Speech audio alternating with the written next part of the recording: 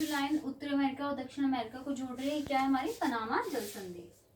ये question CTET में आता है, आप लोग प्लीज इसे ध्यान से करें। कौन सी है? पनामा स्थल संधि, ठीक है, जल संधि। मैं आपको फिर कह रही हूँ, जो लाइन एक दूसरे को जोड़ती है एक दो महाद्वीप को, उसे प्लीज ध्यान से पढ़िए, क्योंकि क्वेश्चन सीटेट में उठाए जाते हैं स्टेटमेंट बेस के तौर पे। तो और ये कहाँ पे लाई करता है? ये पश्चिम, इस साइड पश्चिम में, उत्तर पश्चिम में ये हमारा क्या है? उत्तरी अमेरिका। कहाँ पे है? उत्तर पश्चिम में, ठीक है। अब हमारा एक और है दक्षिण अमेरिका, इसके नीचे ही है, जस्ट मैंने अभी आपको ड्रॉ करके दिखाया, उसके बारे में पढ़ लेते हैं। दक्षिण अमेरिका, अब उम्मीद है अभी तक आप लोग को समझ आ रहा होगा। अब हम लोग एक और पे, इसमें जैसे कुछ लोगों ने अगर एनसीईआरटी पढ़ी होगी, पहले सीटेट की तैयारी की होगी, वो ये कह रहे होंगे कि मैम आपने ज्यादा कंटेंट इसमें दिया नहीं है, क्योंकि 6th क्लास की जो हमारी ज्योग्राफी है उसमें इतना ही है। मैंने जितना ज्यादा पॉइंट्स उठा पाई हूँ उतने उठाए हैं, और ये जो पॉइंट्स है हमारे 6th क्लास की में इतने ही दिए हुए हैं। 7th क्लास की जब मैं कराऊंगी उसके हिसाब से हम पॉइंट्स को करेंगे, क्योंकि जो न्यू, मतलब जो पहली बार सीटेट देने जा रहे हैं उन्हें बहुत दिक्कत होगी अगर मैंने सारा कंटेंट अभी करा दिया तो फिर मैं अभी क्या करती हूँ, अब आपको दक्षिण अमेरिका समझाती हूँ। जब मैंने तैयारी की थी तो मुझे भी बहुत कंफ्यूजन हो गई थी, अगर मैं एक साथ ज्योग्राफी पढ़ लेती। तो हमें पहले 6th को समझना जरूरी है, उसके बाद 7th पे चलेंगे। दक्षिण अमेरिका बेस हमें अच्छे से बनाना पड़ेगा, तभी हम आगे जाके उसे कवर कर पाएंगे। दक्षिण अमेरिका कहाँ पे? यहाँ पे। अब मैं आपसे एक क्वेश्चन पूछती हूँ, दक्षिण अमेरिका और उत्तरी अमेरिका को मिलाने वाली कौन सी जल संधि है? पनामा जल संधि। इसके बाद क्या है, दक्षिण अमेरिका में जो इंपॉर्टेंट पॉइंट है, यहाँ पे ना एक एंडीज पर्वत है। क्या, कौन सा पर्वत है? एंडीज पर्वत श्रृंखला है, जो सबसे लंबी पर्वत श्रृंखला है, ठीक है। यहाँ पे ये इस साइड है ऐसे, ठीक है। और एक और चीज है यहाँ पे, अमेजन नदी के बारे में 7th क्लास की ज्योग्राफी में काफी ज्यादा एक्सप्लेन करके बताया हुआ है कि यहाँ पे कौन से जानवर पाए जाते हैं और कैसे यहाँ पे जलवायु रहती है। अमेजन क्या है? सबसे बड़ी नदी है, सबसे बड़ी नदी है। अच्छा, सबसे लंबी नदी कहाँ पे थी हमारी? अफ्रीका में थी ना, नील नदी। सबसे बड़ी नदी कौन सी है? अमेजन नदी। इसमें इतना ही है दक्षिण अमेरिका में। उत्तरी अमेरिका में भी इतना ही दिया हुआ है 6th क्लास की ज्योग्राफी में। हम आगे चलते हैं। आप एक दो पॉइंट से, 2 महाद्वीप और हमारे रह गए हैं। हमने 1 2 3 4 और 5 महाद्वीप हम पढ़ चुके हैं। अब हम 6ठे महाद्वीप पे आते हैं।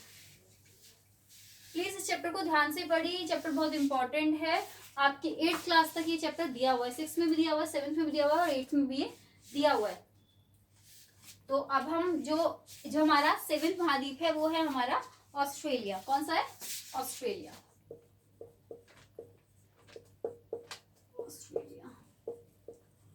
ऑस्ट्रेलिया कहाँ पे है आपको पता है? ऑस्ट्रेलिया जो है हमारा इस साइड है ऑस्ट्रेलिया, ठीक है। यहाँ पे हमारा एक और महाद्वीप है जो लास्ट में जाता है, वो है यहाँ पे हमारा ऑस्ट्रेलिया पड़ जाता है, जो लास्ट में थोड़ा सा नीचे रह जाता है। इसका जो है ऑस्ट्रेलिया जो है विश्व का सबसे छोटा महाद्वीप है। सबसे छोटा महाद्वीप कौन सा है?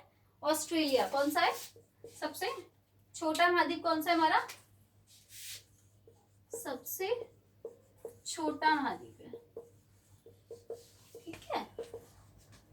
और क्या है, इसे क्या कहा जाता है?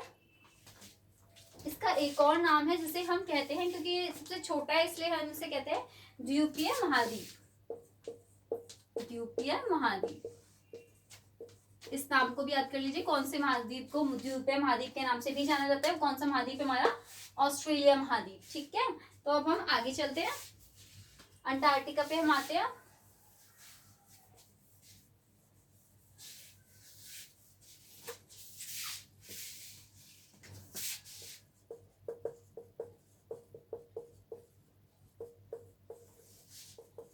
इसमें क्या है, यहाँ पे जो रिसर्च सेंटर है वो ज्यादा है।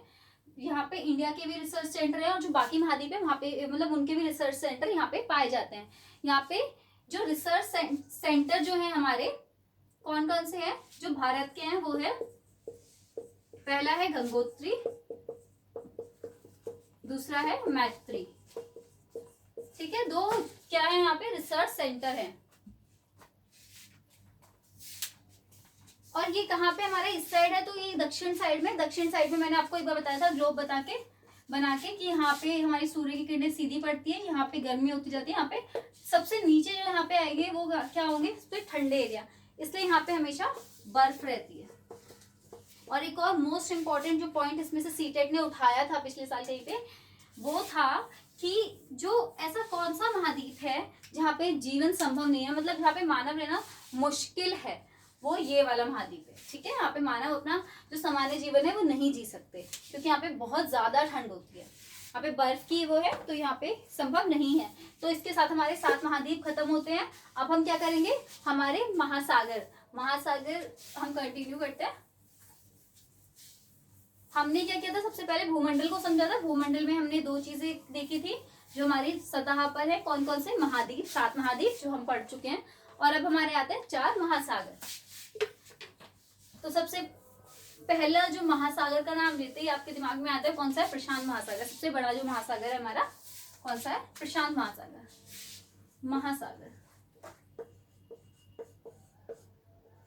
ठीक है, महासागर कितने हैं हमारे, 4 महासागर है। जो सबसे पहला हमारा महासागर है वो है प्रशांत महासागर। कौन सा, प्रशांत महासागर,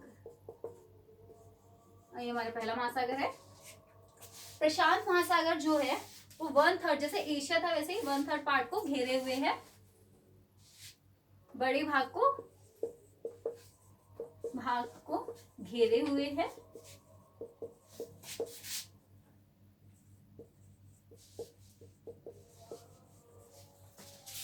सेकेंड वन है जो प्रशांत महासागर है, ये सबसे बड़ा महासागर है और ये क्या कर रहा है हमें, ये हमारी पृथ्वी के जो है 1/3 पार्ट को घेरे हुए है।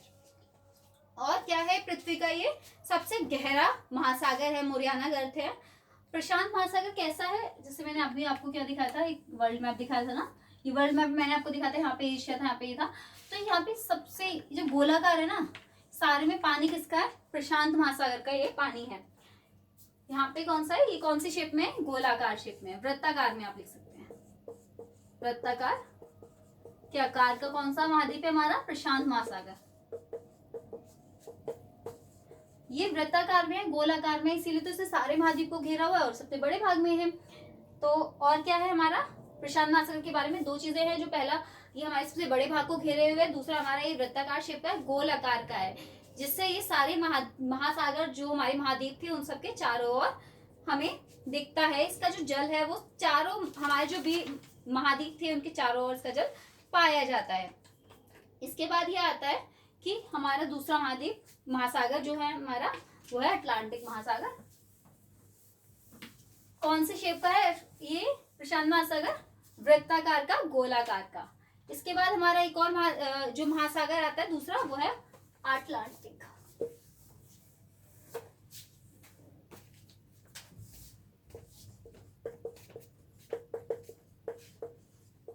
ठीक है, ये जो है हमारा, ये यहाँ पे है, यहाँ पे एशिया था हमारा, यहाँ पे यूरोप था।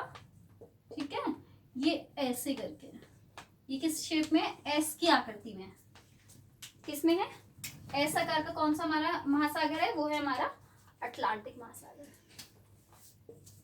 एस आकार का। ठीक है, ये हमारा एशिया और यूरोप के बीच में से होते हुए नीचे की साइड आता है। ठीक है, और नीचे कौन सा था हमारा, कौन सा महाद्वीप था हमारा, अफ्रीका था। सेकेंड पॉइंट जो इसमें इंपॉर्टेंट है वो है, ये सबसे ये इंपॉर्टेंट पॉइंट है, ये क्या है, व्यापार के लिए बहुत बहुत अच्छा महाद्वीप महासागर माना जाता है, व्यापार के लिए महत्वपूर्ण। ये सबसे ज्यादा जो व्यापार होता है वो इसी महासागर के द्वारा होता है। इसमें ये 2 पॉइंट थे जो इंपॉर्टेंट थे। इसके बाद हम अपने तीसरे महासागर को लेते हैं। मैं आपको फिर कह रही हूँ कि 7th क्लास की एनसीईआरटी में इन्हें एक्सप्लेन करके दिया हुआ है। आप लोग प्लीज ज्यादा आगे ना भागे, पहले कॉन्सेप्ट को समझे कि कौन सी चीज, कौन सा महाद्वीप, कौन सा महासागर कहाँ पे है, तभी आप 7th क्लास में से समझ पाएंगे। क्योंकि आप एक बार प्रीवियस ईयर के पेपर उठा के देखिए, वहां पे नाम दिए हुए, और जो जैसे अगर मैंने आपको एशिया के बारे में पढ़ाया तो एशिया में कौन सी कैसी वायु है, कौन सी वनस्पति है, कौन से जानवर रहते हैं, इसके बारे में हम तब समझेंगे जब हमें पता होगा एशिया है कहाँ पे। और जो सीटेड है वो ये भी पूछ लेता है कि एशिया कहाँ पे है, कौन सी डायरेक्शन में है, यूरोप कहाँ पे है, मैंने आपको बताया एशिया के पश्चिम में है। तो ऐसे क्वेश्चन पूछता है, इसलिए मैं आपका बेस सही से बनाना चाहती हूँ।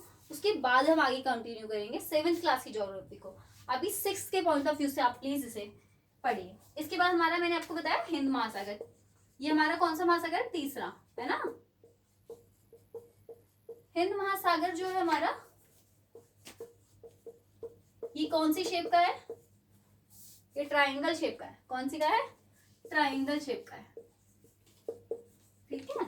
आप लोग जब नोट्स बताएंगे ना तो आकार, जैसे मैंने महासागर लिखा इसके सामने ऐसे शेप बना दी है ना, और ऐसे शेप बना दी, तो उससे आपको याद रहेगा कि कौन से आकार का कौन सा महासागर हमारा है, कि कौन सी, ये किसका है, इस आकार का हमारा कौन सा हिंद महासागर है।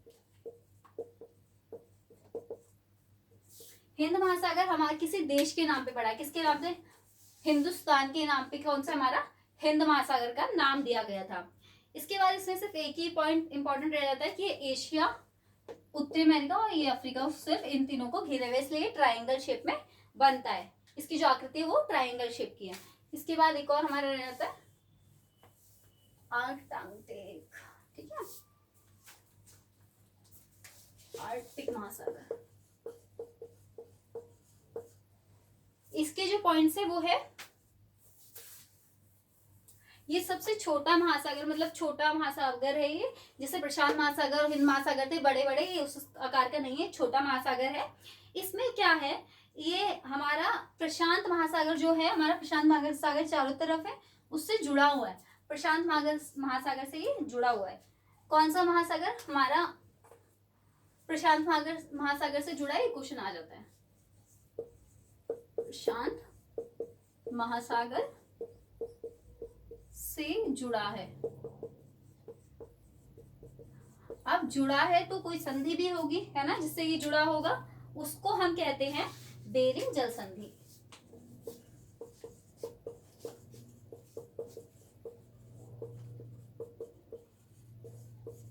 इसमें ये दो पॉइंट इंपॉर्टेंट थे। तो इसके साथ हमारे चारों महासागर भी खत्म होते हैं।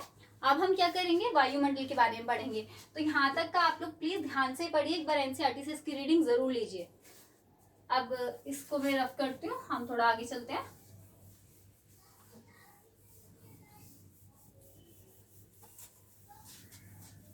दो चीज हमारी हो चुकी है, एक तो महाद्वीप और महासागर। अब हम आ जाते हैं हमारे वायुमंडल पे। वायुमंडल आप लोग जानते होंगे, वायुमंडल क्या है,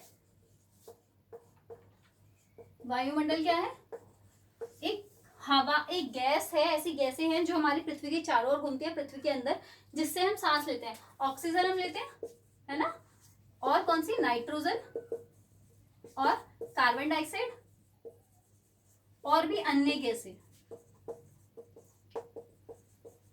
हैं जिनसे हमारा, पेड़ पौधों का जो हम देते हैं वही ऑक्सीजन ही थोड़ी ना, पेड़ भी ले लेते हैं, है ना। तो जीने के लिए सबके लिए अलग अलग गैस है हमारे। जो ऑक्सीजन है ये सबसे महत्वपूर्ण है, जो हमारी, आप ये कह सकते हैं कार्बन डाइऑक्साइड जो है वो हमारी सिर्फ 1% है, ठीक है। तो जो वायुमंडल है वो क्या है, वो एक गैस का गोला है जो पृथ्वी के अंदर है, जो सबके जीवन के लिए एक हिस्सा है, जो बहुत महत्वपूर्ण है। जैसे जल है उसी तरह वायु हमारी इसमें आती है। तो वायुमंडल जो है, अभी आपने देखा होगा जो समुद्र में सबसे नीचे क्या है, सबसे ज्यादा वायु पाई जाती है, उससे ऊपर ऊपर ऊपर अगर हम आए तो ये घटती जाती है। अगर आप आसमान में जाएंगे, जैसे नासा में जो लोग जाते हैं वो प्रॉपर तैयारी के साथ जाते हैं, क्योंकि वहां पे क्या है, वायु बहुत कम है, तो उससे इंसान अपना जो वेट है उसे बहुत हल्का लगने लगता है। तो हम क्या करते हैं, अब इसे वायुमंडल को पढ़ते हैं। मैं इसकी ट्रिक बताती हूँ। इसमें ना 5 नाम दिए हुए जो सीटेट में कई बार पूछ लिया गया है, ये वाला क्वेश्चन कि शोभमंडल, सप्तापमंडल, एक चेन है, इसे क्रम से लगाइए, ठीक है। तो इसके जो नाम है, सबसे पहला है शोभमंडल। मैं अभी आपको इसकी ट्रिक बताऊंगी। शोभमंडल, समतापमंडल, ये कितने हैं, ये 5 हैं, ऐसे लाइन में ये हैं, शोभमंडल, समतापमंडल, मध्यमंडल और आयतन मंडल, आयनमंडल। एक हमारा लास्ट से जाता है, वो है हमारा बहिर्मंडल, ठीक है। जो मैंने इसकी ट्रिक बनाई, इस हिसाब से मैंने इसे याद किया, वो है क्षमा, सामान लेकर मंदिर आकर फिर बाहर आई। क्या है, क्योंकि ये क्या करता है, मतलब इसको बढ़ते क्रम में कि ऊपर की साइड इसे लगाओ या नीचे की साइड, तो आपको इससे याद आएगा क्षमा, समान लेकर मंदिर से बाहर आई।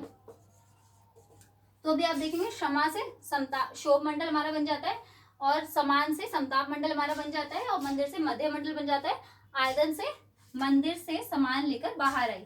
ठीक है, आई बाहर आप कर सकते हैं इसको। तो इससे हमारा आयतन मंडल और बा से हमारा बहिर्मंडल। तो ये एक ट्रिक है छोटी सी, जिससे आप याद कर सकते हैं कि कौन सा हमारा कहाँ पे है, क्योंकि सीटेट में ये क्वेश्चन कई बार पूछा जा चुका है कि आप इसको बढ़ते क्रम में लगाइए, कैसे हमारे गैसे हैं, कैसे हमारी पढ़ते हैं। तो इसको हम आगे करते हैं, थोड़ा कंटिन्यू करते हैं इसको। ये जो है ये इंपॉर्टेंट है। अच्छा, जो सूर्य, ये जो हवा है ये हमें किस किस चीज से बचाती है, ये हमें सूर्य की जो हानिकारक किरणें होती हैं उनसे हमें बचाती है, और ये हमें क्या करती है, हमें एक स्वस्थ जीवन देती है।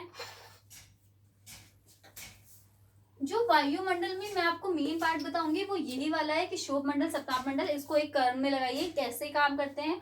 और फिर 7th क्लास से जो एक क्वेश्चन उठाता है वो ये उठाता है कि एरोप्लेन कहाँ उड़ता है और हवा सांस कहाँ ले सकते हैं, तो वो हम आगे पढ़ेंगे। पहले आप इस चेन को याद कर लीजिए, क्योंकि ये इंपॉर्टेंट है और यही क्वेश्चन कई बार सीटेट में पूछा गया है। मैं आपको ट्रिक बता चुकी हूँ, तो ये चैप्टर यहीं पे हम खत्म करते हैं। अरे हाँ, इसकी एक और चीज है लास्ट में जो है इसका, वो है जीव मंडल। ये छोटा सा है, जो जीव मंडल है उसे क्या कहते हैं, ये वो सतह है जहां पे हमारी भूमि, जल, वायु, ये तीनों मिलते हैं, और तो हमारा जो जीवन है वो संभव हो पाता है। हमारे जीवन की जो भौतिक आवश्यकताएं है वो क्या होती है, कंप्लीट होती हैं, यहाँ पे हम रहते हैं। तो यहाँ पे हम इस चैप्टर को खत्म करते हैं। इस पे जीव जंतु भी रहते हैं, इंसान भी रहते हैं, सभी रहते हैं। यहाँ पे इस चैप्टर को हम खत्म करते हैं। आगे हम जो क्लास करेंगे वो हमारा नेक्स्ट चैप्टर हम लेंगे। और प्लीज आप लोग इस चैप्टर को एनसीईआरटी से जरूर रीड कीजिए, क्योंकि इंपॉर्टेंट है। मैं आपको बता चुकी हूँ 6, 7, 8 तीनों में है चैप्टर है। तो thank you for watching. Please इस वीडियो को लाइक कीजिए, सब्सक्राइब कीजिए और शेयर भी कीजिए जितना ज्यादा हो सकता है।